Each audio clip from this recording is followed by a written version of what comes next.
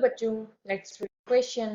The number of molecules in 16 gram of methane is A option is 3 into 10 to the power 23, B option is 16 by 6.02 into 10 to the power 23, C option is 6.023 into 10 to the power 23, and D option is 16 by 3.0 multiplied by 10 to the power 23. तो इस question में यहाँ से हमारा की concept क्या कहता है कि हमें यहाँ पर कैलकुलेट करने हैं number of molecules in 16 gram of methane. अब देखो क्वेश्चन में हमको यहाँ से क्या गिवन है, हमको उसने मास दिया हुआ है, तो मास ऑफ मीथेन हमको यहाँ से कितना गिवन है 16 ग्राम।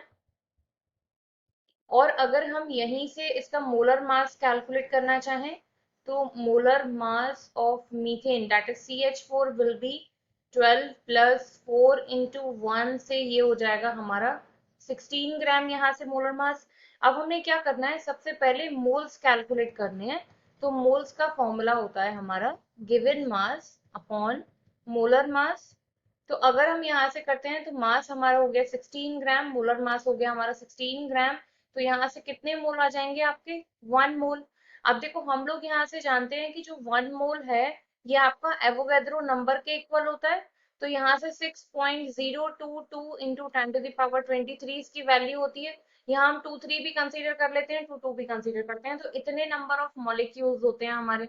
अब क्वेश्चन में हमसे क्या पूछा गया था कि 16 ग्राम मीथेन के लिए, तो 16 ग्राम मीथेन से हमारा 1 मोल आया और 1 मोल में हमारे इतने मॉलिक्यूल्स आए। तो ऑप्शन सी जो है वो हमारा यहाँ से हो जाएगा correct answer. I hope you understood well. Thank you.